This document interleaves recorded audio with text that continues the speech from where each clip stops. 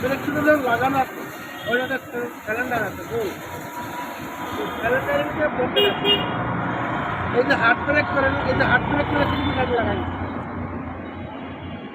তার মানে কি আমার ওদিকেও সমস্যা হয়েছে, এদিকেও সমস্যা হয়েছে।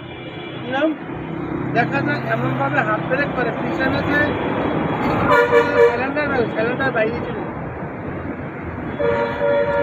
যখনই সিলিন্ডার বাইরে চলে যায়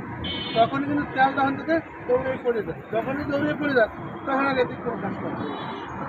জানো কি করে ব্রেক ফেলা, যখনই ব্রেক ফেলা এটা হচ্ছে হাত ব্রেকের কাজ। তাহলে আমরা যদি মাস্টার সিলিন্ডার ব্রেক করার তেল ঠিক আছে, ব্রেকে ধরতেছে মাস্টার সিলিন্ডার ব্রেক করার ঠিক আছে, কিন্তু ব্রেক করলে ব্রেকে ধরতে না, তখন মনে করতে হবে হয়তো ব্রেক প্যাড অথবা ব্রেক শু পাট হয়ে গেছে, কারণ ব্রেক ধরাটা যতটুকু কামড়াই ধরতে পারতেছে। আর যদি দেখি যে না মাস্টার সিলিন্ডার ব্রেক করলে এনজিনের তেল কমে, তখন পিছনের চাকা করতে হবে, খুলে দেখতে হবে বা খোলার আগেও দেখতে পারবো, গাড়ির নিচে চাকায় দেখতে পারবেন কোন চাকরা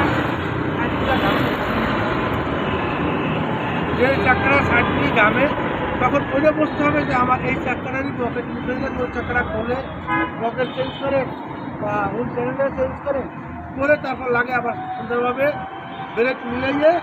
তারপর চালাই দেবে। তাহলে এটা হলো মাস্টার সিলিন্ডার কাজ হলো কি সঠিকভাবে সঠিক সময় ব্রেকটা কন্ট্রোল করা। তিনটা কারণে আমরা ব্রেকে ধরে না, যদি মাস্টার সিলিন্ডার ব্রেক থাকে,